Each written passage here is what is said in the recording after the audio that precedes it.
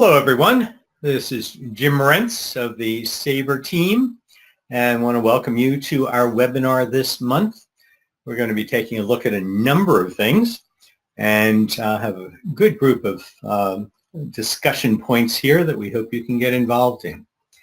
So first of all, I'm going to brag a little bit about an award that SABER won, then take a look at a quick view of Hurricane Michael through SABER, and then do a much more detailed look at using the SABER data to analyze and begin to understand by drawing together multiple sources, which we're very pleased to have Jonathan Evanson here today from FEMA's Private Sector Division, the National Business Emergency Operations Center, and he's going to be joining us and answering questions.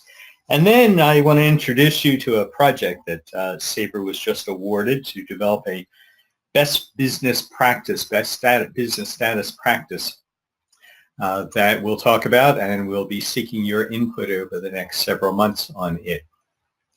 So let's get started bragging a little bit.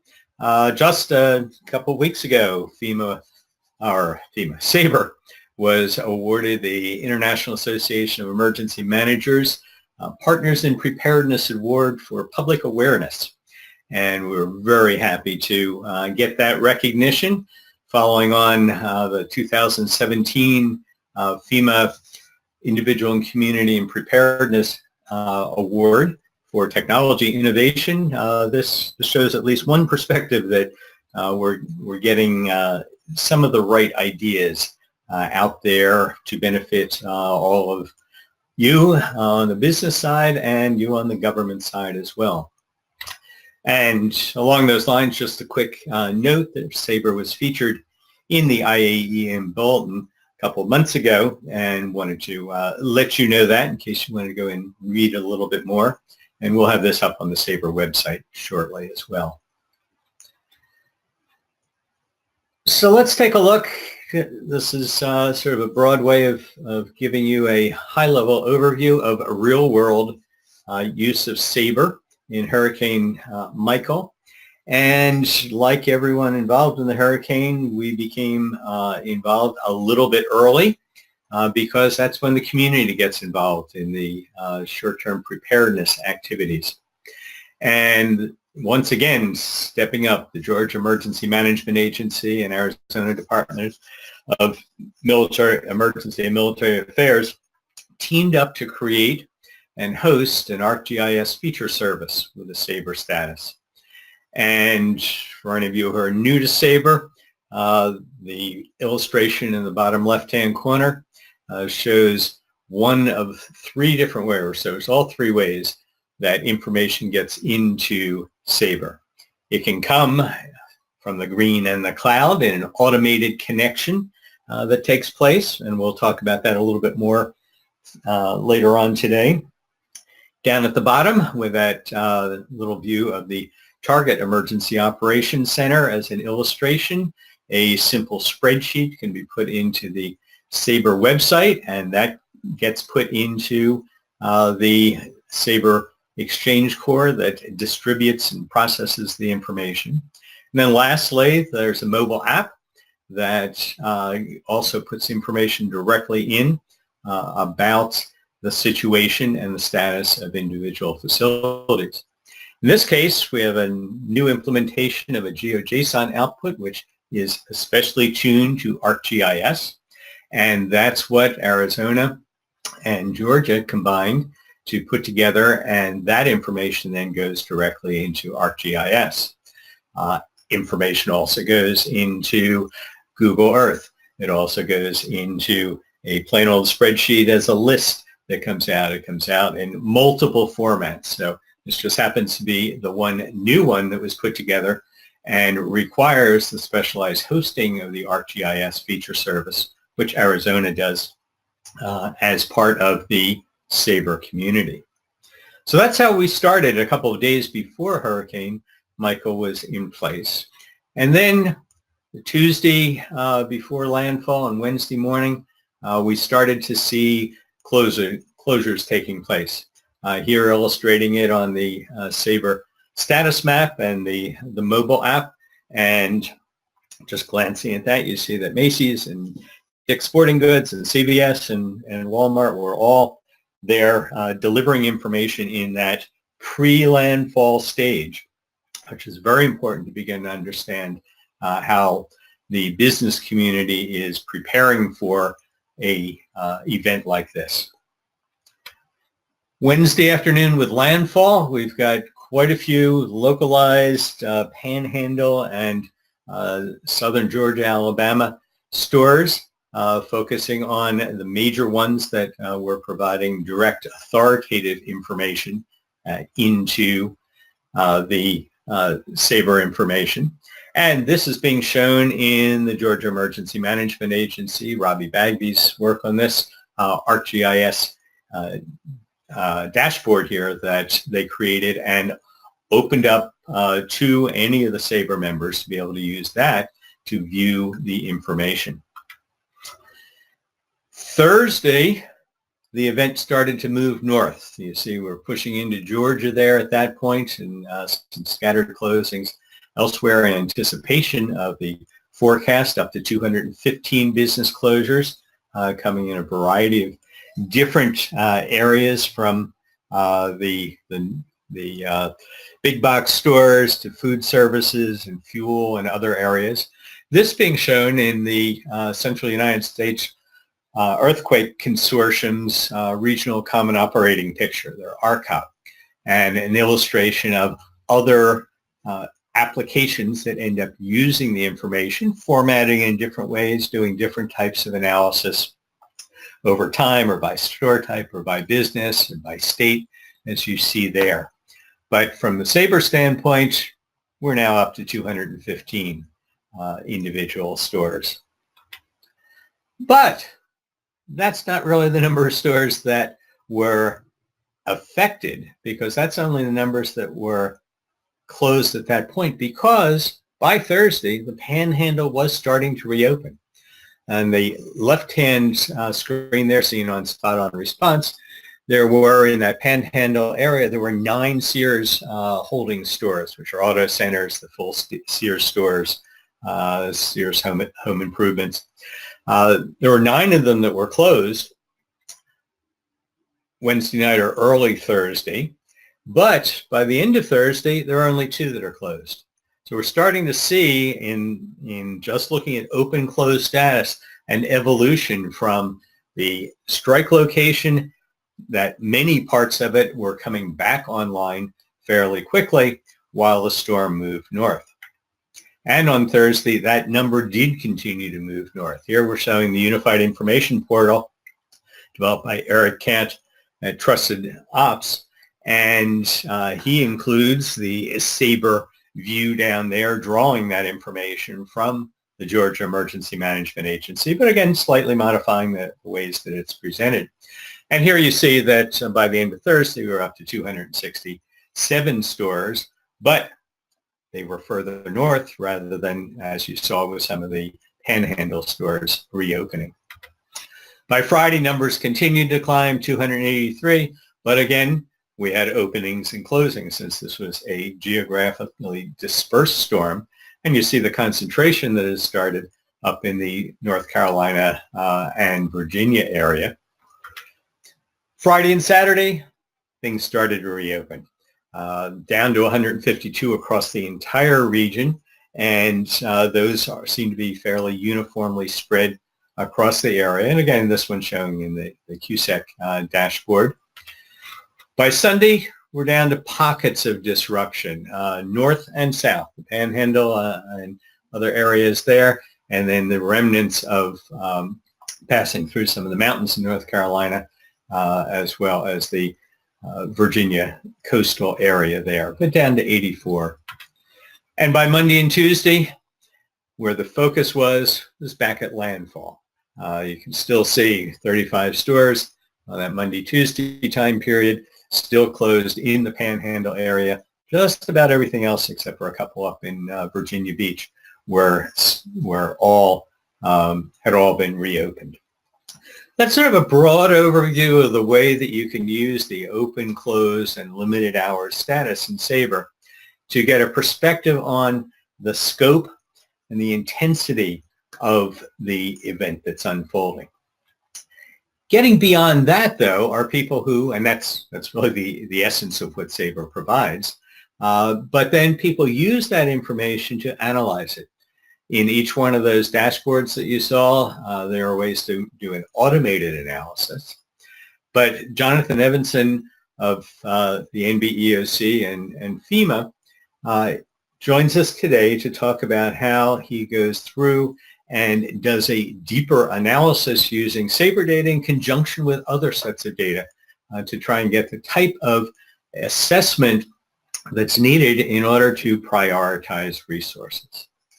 So with that, let me open the floor to Jonathan and welcome you to our group here today, Jonathan, and start out by saying he's done some super stuff. I was down there during Hurricane Florence and was really blown away by the way in which Jonathan creatively used all of the resources, information resources that are available to do some sophisticated analyses. And that's what you're going to get the benefit of seeing.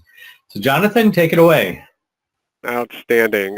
So as a brief introduction for those who may not be familiar with the NBOC or the National Business Emergency Operations Center, we operate out of FEMA's National Response Coordination Center when it is activated during disaster response operations. We function primarily as a virtual network of national corporations, critical infrastructure partners through DHS Office of Infrastructure Protection, as well as other federal, state, local, tribal, territorial, and governments and trade associations that have a business continuity role or some stake in the disaster response and recovery. We essentially serve as a primary single point of entry for the private sector to engage into the NRCC. We also work with FEMA's regional offices and their regional response coordination centers and their DHS infrastructure protection field officers as well. We work with situation awareness, information sharing, and operational coordination and help to remove some of the bureaucratic and operational barriers that will enable a more effective and holistic community response to all hazards. One of the main ways that our lives intersect with SABER is with our situational awareness role, both in sharing information with the private sector to enable them to make operational decisions, whether to stay open or close themselves in advance of a storm, allow evacuations for their employees, as well as to protect their operations and reopen afterwards. But secondly is to understand what the state of the private sector or the business community is in an impacted area. And that's one of the ways that we use SABER, among other sources of information, to be able to report to the response leadership, as well as FEMA and other federal agencies as to what's going on with the private sector, where some of the issues and challenges are, and help them prioritize their response efforts. So if you can go to the next slide, please, we can kind of show you a little bit of how we use that.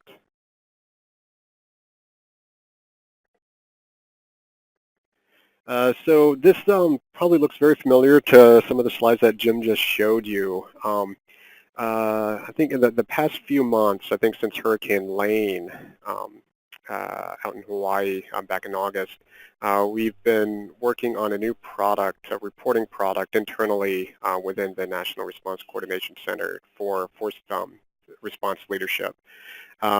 We are trying to identify, where some of the critical areas are, some of the core industries, as well as what the actual impacts and limiting factors are for the private sector. And so this is one of the ways that we use SABER, as you see in the top left, was on October 10th, was when the storm was initially approaching the Florida coast.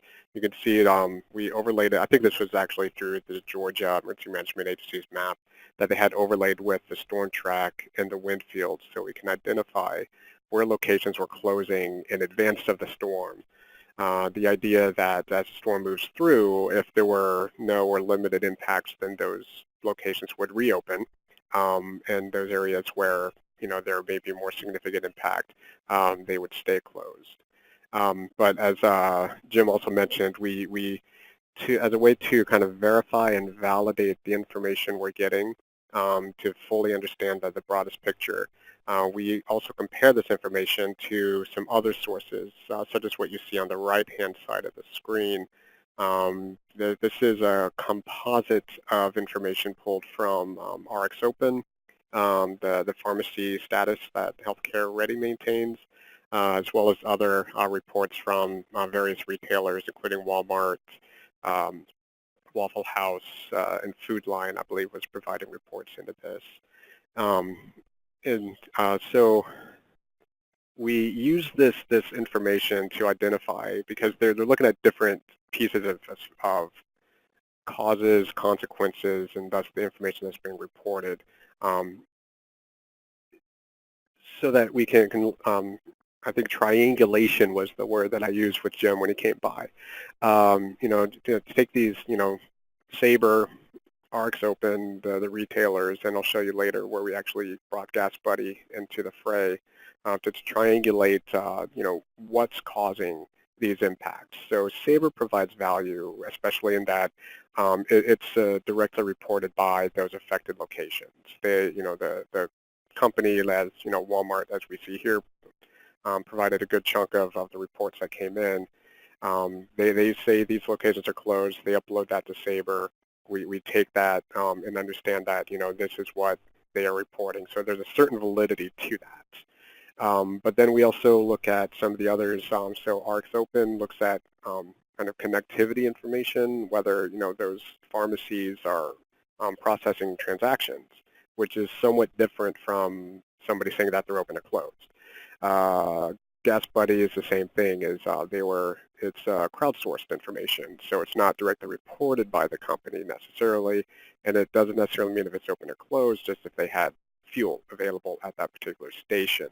And so that the triangulation works, and so we see what's being self-reported, what's being reported through different connectivity measures, and then, whether there's certain supply that's in there. We noticed these trends. I didn't have the maps here, but with Hurricane Florence in North Carolina, whereas probably most of you are familiar, the Lumberton, Wilmington, and Jacksonville area, that sort of triangle there, was, the hardest hit.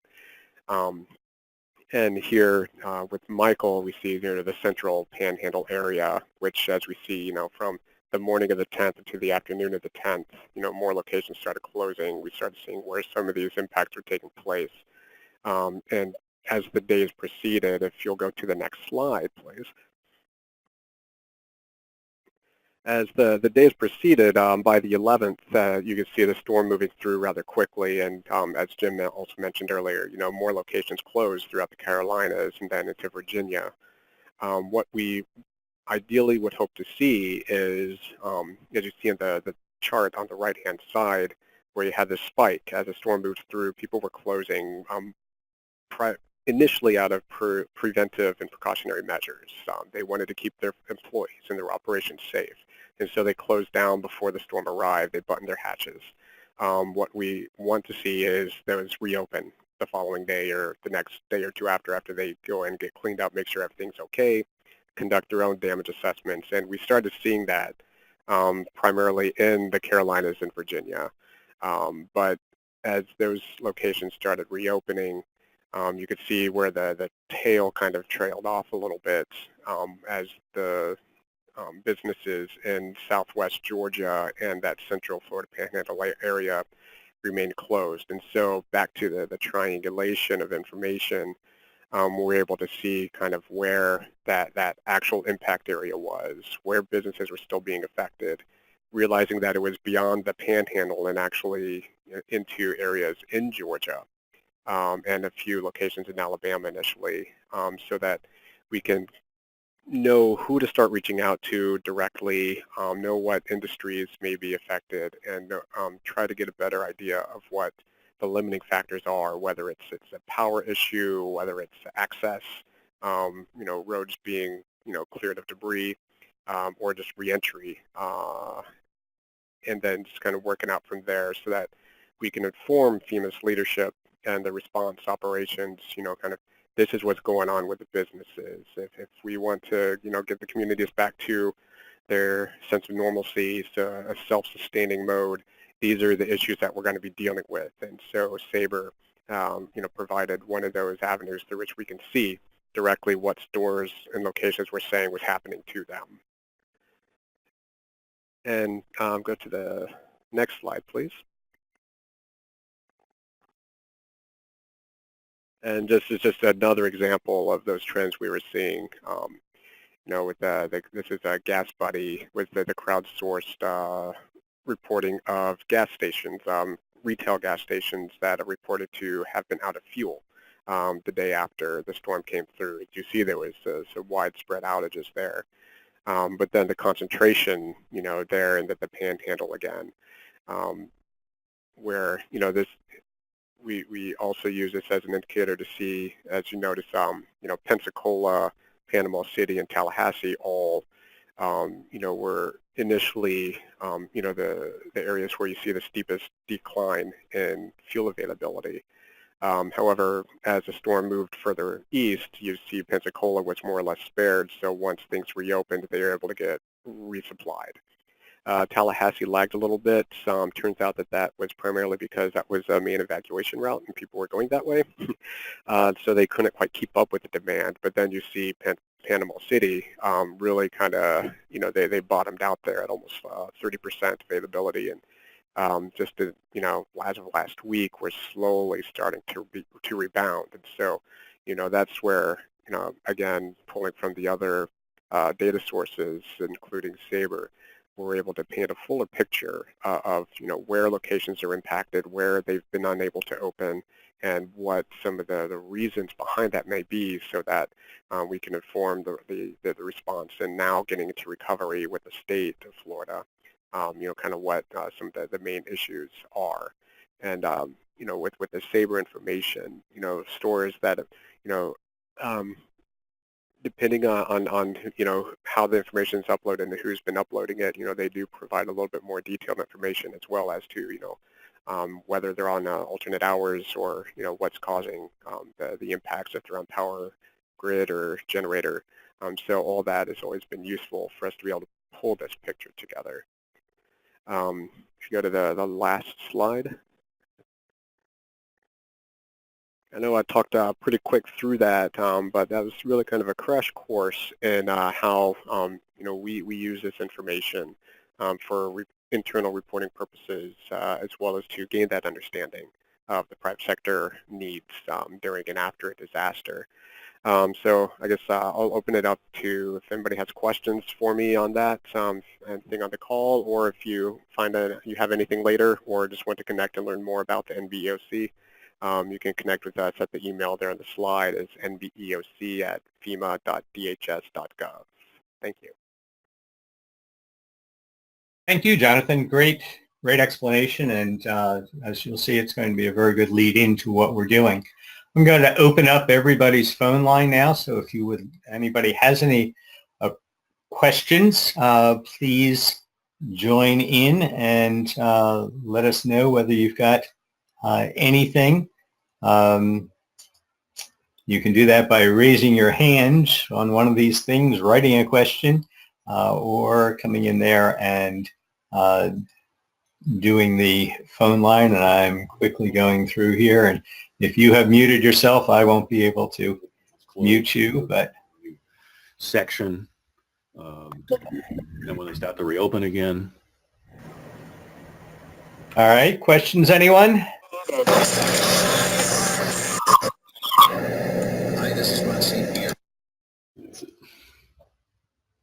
That's it. Oh, we're getting good background noise. Questions, anybody? All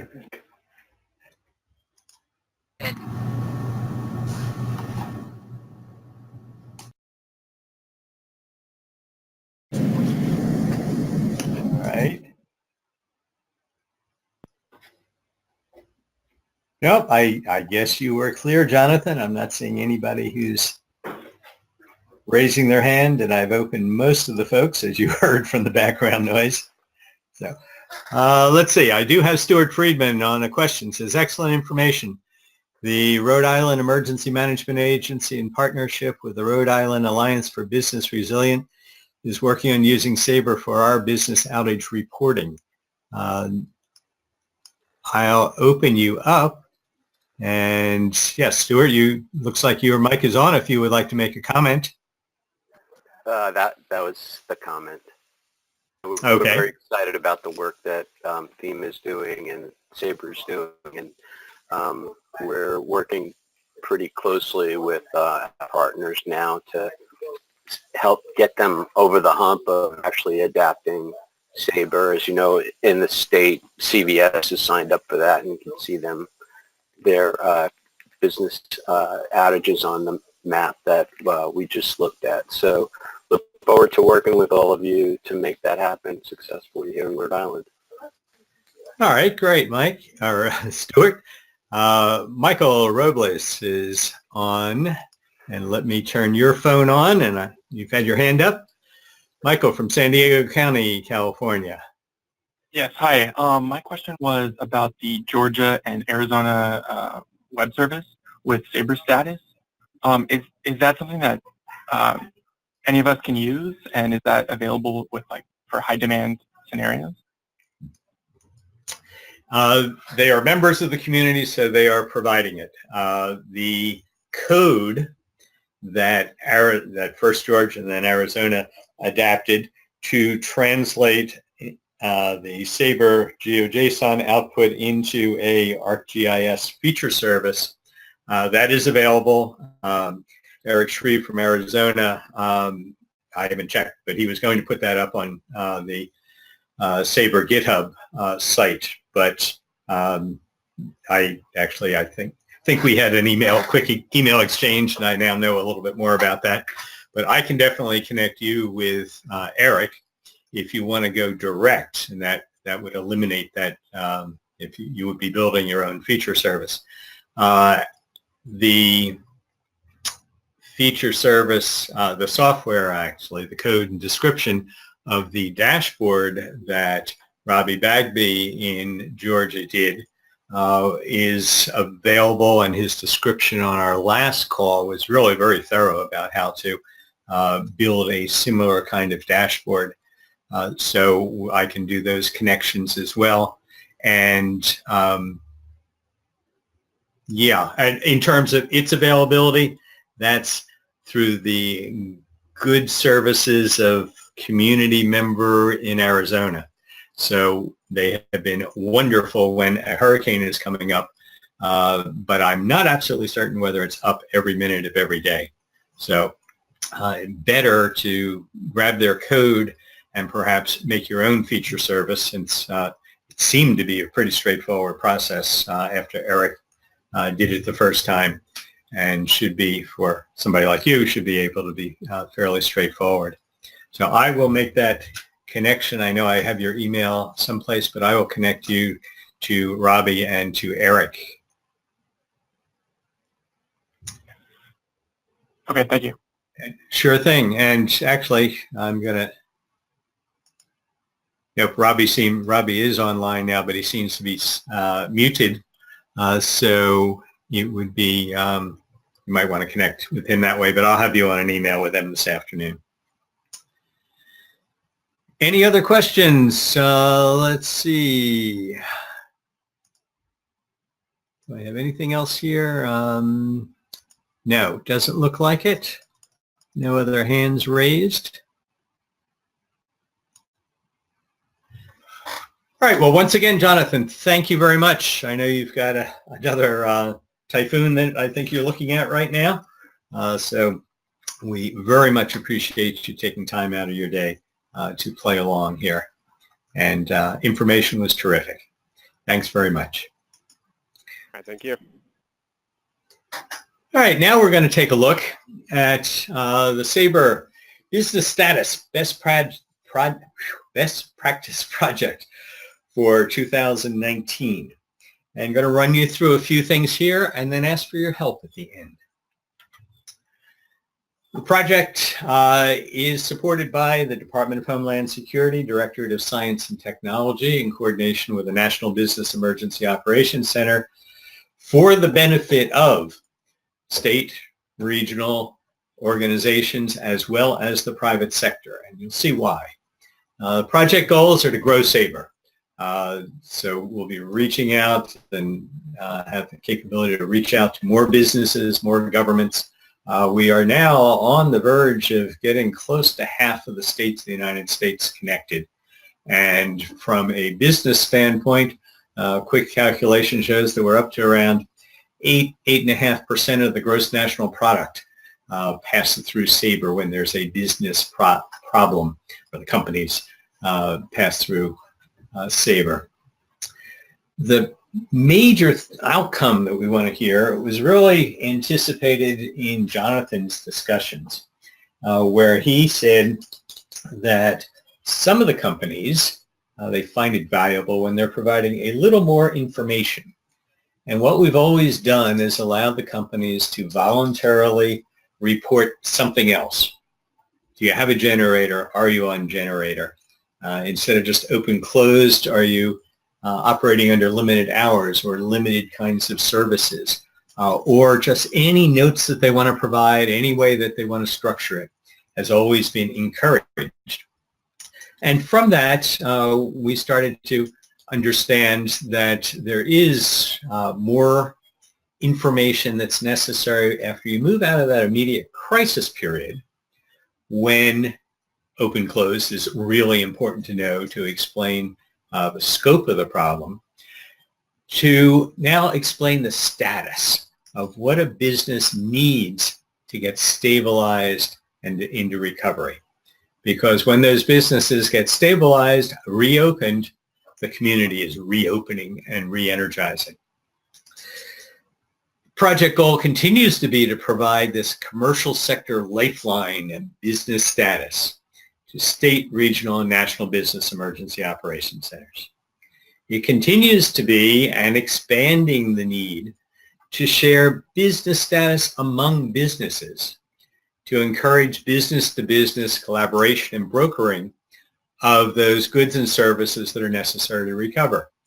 And I've heard some of the major companies say, we have to be part of this community team. And what we can do as a major big box store, let's say, to help a small business reopen is very important to us, because that small businesses buy stuff from us. They employ the people who shop in our stores. So we've discovered where, 5 years ago, as SABER was emerging, there was a lot of concern about business, whether business would share this information. Well, that's been overcome, because businesses have seen the value in sharing the information, because they together need to be getting the community back in business. And as always, the goal is to help businesses get back in business faster. The approach that this project takes is to develop a business status context best practice through collaboration with business and government. Now, the business status context is what I just described as that information about what you need to get going, past open-close status. I've got a generator, got no electricity, but I'm open because I have a generator and I have 3 days of fuel. That's a very important piece of information for other businesses, fuel suppliers perhaps, to say, these people are going to need me in a couple of days. But government that needs to say, hey, in 2 days, I need to be able to have the roads open to make certain that I can get fuel trucks in there.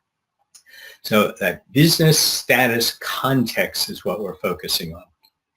From that, we're going to create a NEEM-compliant best practice data definition. NEEM is the National Information Exchange Model, and you don't need to know anything at all about it, except that it makes it easier for information to be shared. And we will be producing that so that other organizations can look at that and say, oh yeah, I can understand that and I can move that data into my particular software. Our approach has always been to outreach to businesses directly.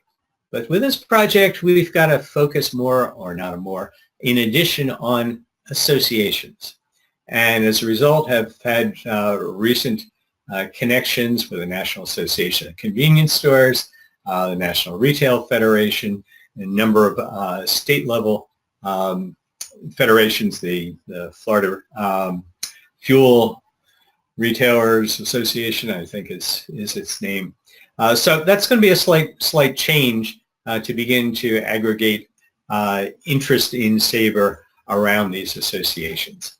On the government side, very special focus, and Joel Thomas, who's been on this call a number of times and is a good friend of the cause.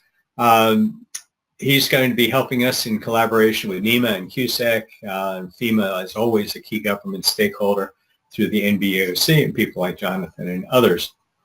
So that's a part of our continuing approach. In the project, we have some resources now to improve and implement a reference technology, and I'll talk about that in a minute, and then do test and evaluation, some real events and exercises. So if you have an exercise coming up, we will be able to, beginning in 2019, we'll be able to support those exercises perhaps better than we've been able to do in the past, which we think we've been able to be very accessible, but now are able to do that a little bit better.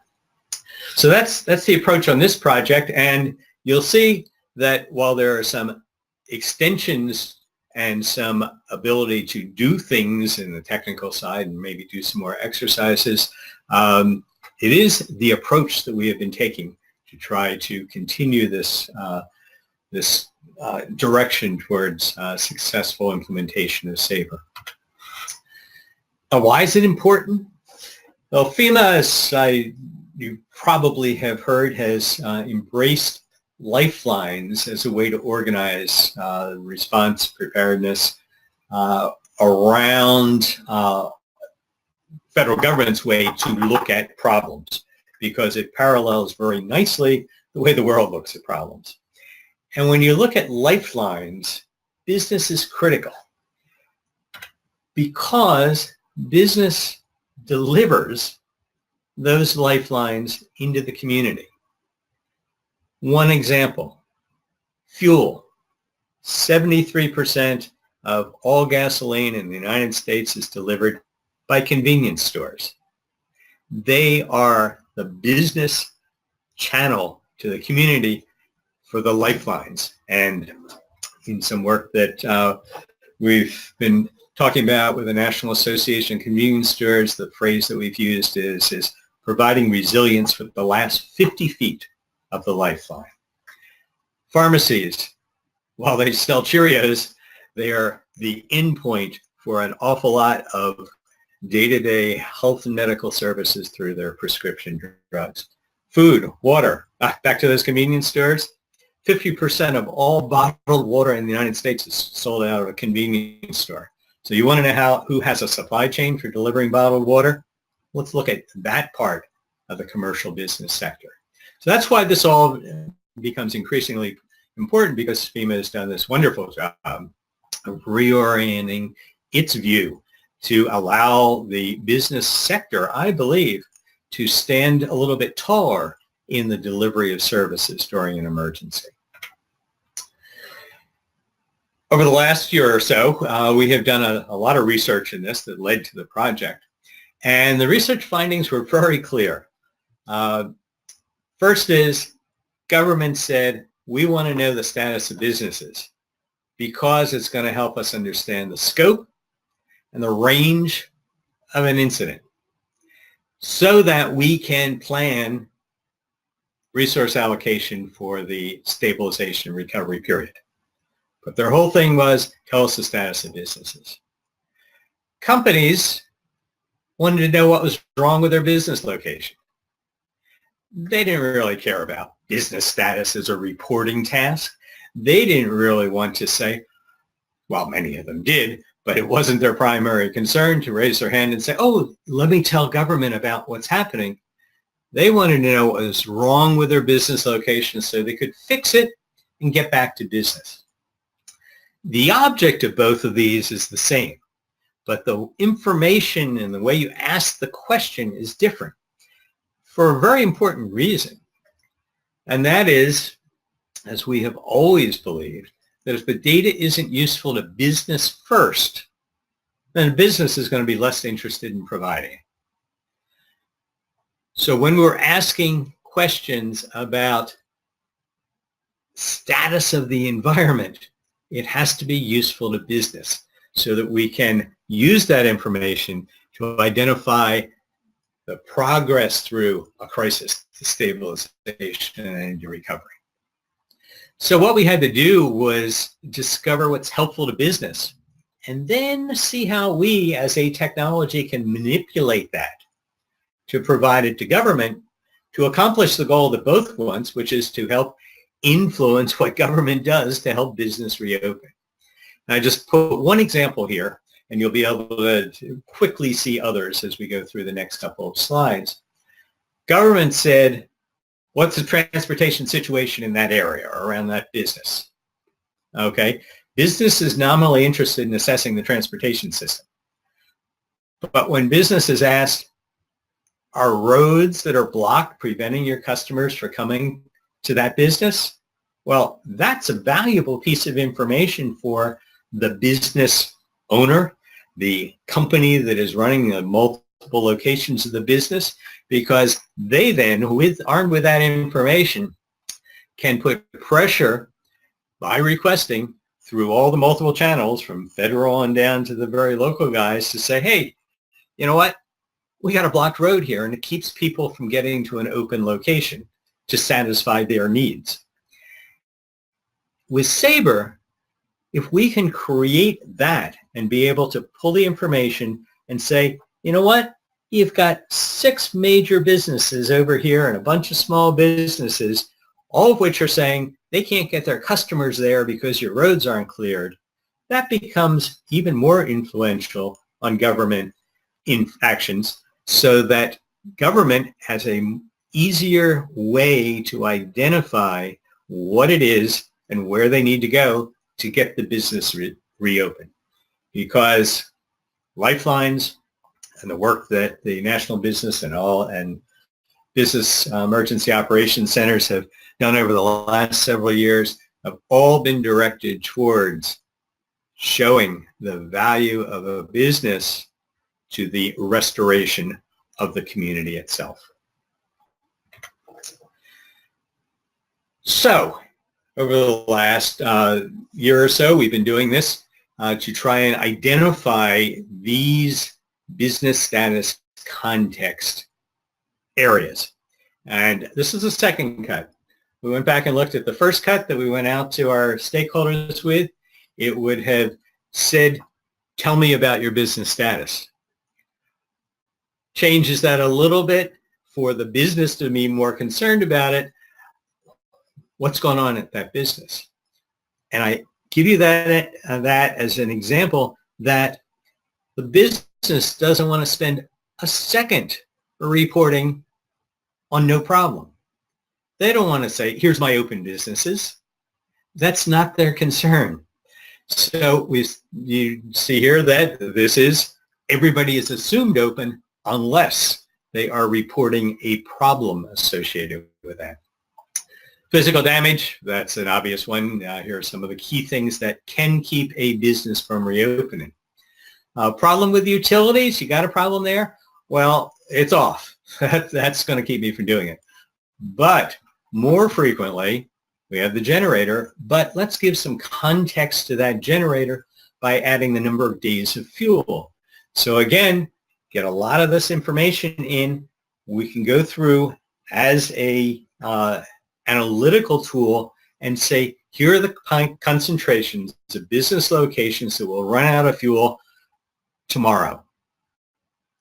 You, government, you other businesses need to be doing something about that or the community is going to again be affected. A second set of information in this second cut that we have, you got a problem with access for the customers? Road debris, curfew, maybe there's an evacuation. That's an important thing to know, that these businesses can't operate because there's an evacuation in place. Communications, valuable because it is an enabler of that business, but not a it's necessary, but it is not a deal breaker if you don't have communications. As somebody long ago said in one of the drugstores, we don't need communications. We still have those old-fashioned credit card papers and swipers, and we can stay in business. We can sell the store out manually. So problem, yes, but does it lead to opening and close? Only in conjunction with other things. Same way the financial transactions, as I just suggested. A couple other ones. Key, employee availability. Are you going to be able to reopen with the right people to be able to get the job done? Resupply, what's that supply chain look like? And then finally, just a broad question, do you need guidance in seeking government assistance? You need to be able to point businesses to places where they can get things fixed, whether it's small business administration aid or others. And we believe that SABER can serve as a identifier for government of businesses that have questions. That's what we start building this project on, is the second cut of the business status. The next steps, what we'll be doing is publishing the business status after we take what we have so far, continue the stakeholder discussions, refining it. We'll then publish the human readable version of it while developing the technology definition of it, the NEEM compliant format or conformant format. Second part of the project is to then say, okay, we got this whole suite of SABER software that's out there. It needs to now enable this best practice from a technology standpoint. Those of you who have used the SABER spreadsheet as an input, there will be modifications for that to accept the best practice data. Continue to look for companies that want to have a direct connection into SABER.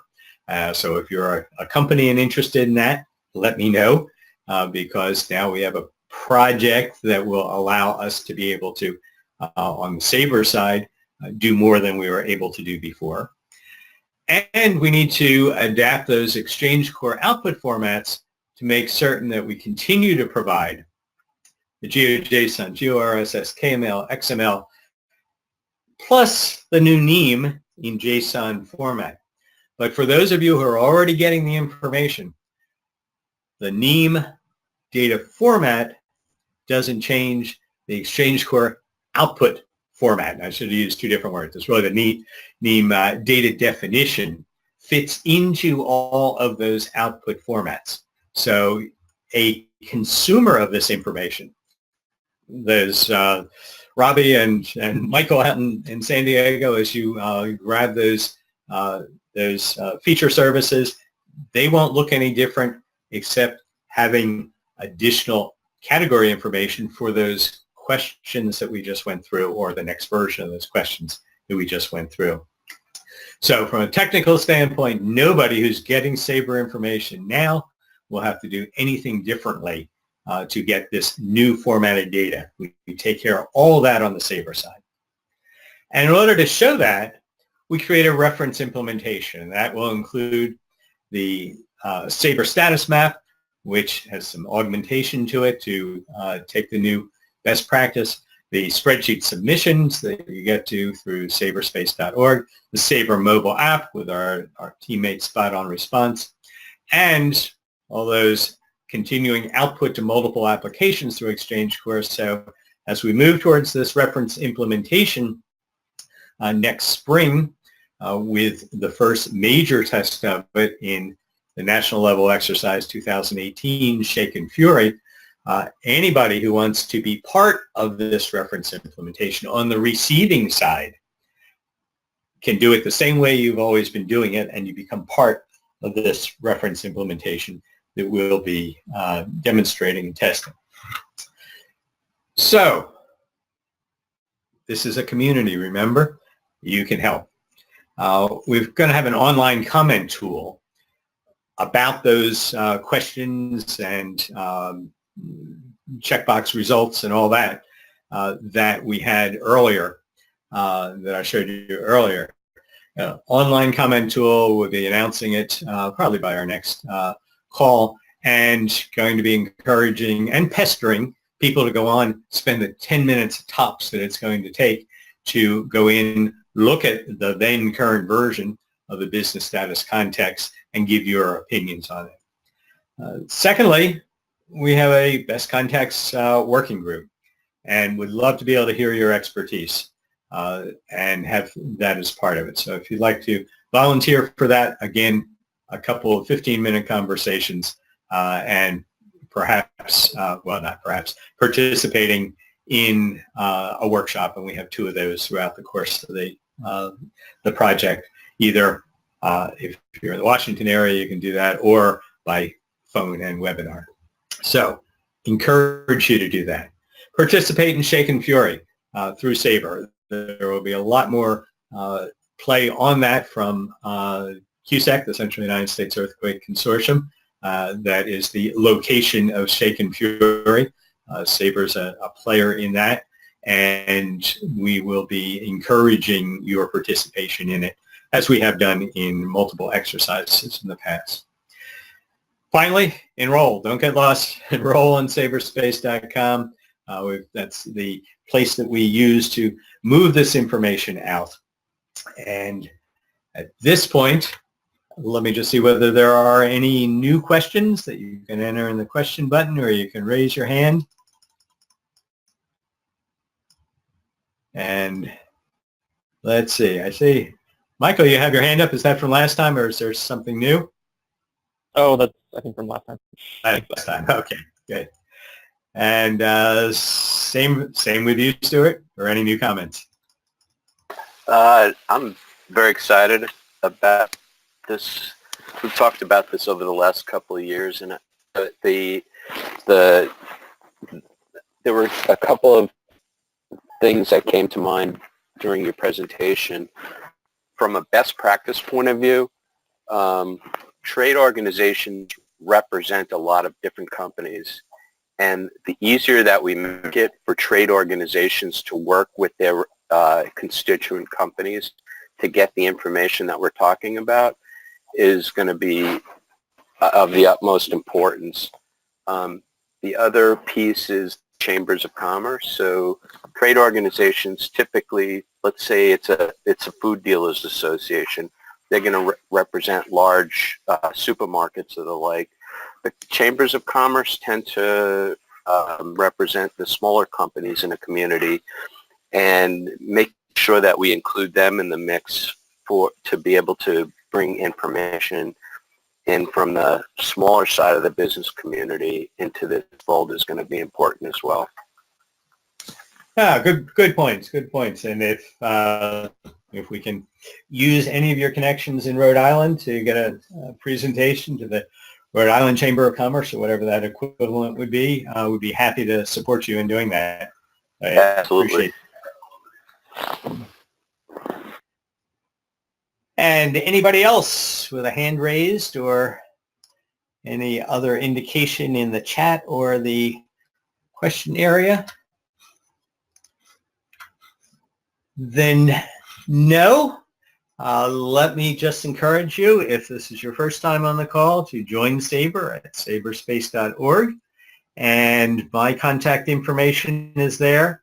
Appreciate your time today and hope that it was beneficial to you. Appreciate Jonathan's participation. That was a great example of how that a key mantra is SABER is data. Yeah, we got the status map there and all the rest, but SABER is data, and that's what gets passed back and forth. And Jonathan did a beautiful job there of saying, okay, SABER data is one of my sources. Let's continue to verify, validate, expand, and that phrase that he had used before, triangulate in on the problems by using multiple comparative and validating information resources. So with that, I wish everybody an excellent month. Next month, we're having a joint presentation with the National Information Sharing Consortium on the 15th of November. make sure to tune in for that. That's a great group, and SABER is going to be featured in their discussions, and there will be a different set of people learning about SABER, so I expect the conversation to be very enlightening. So thanks very much, and have a good month. Bye, everybody.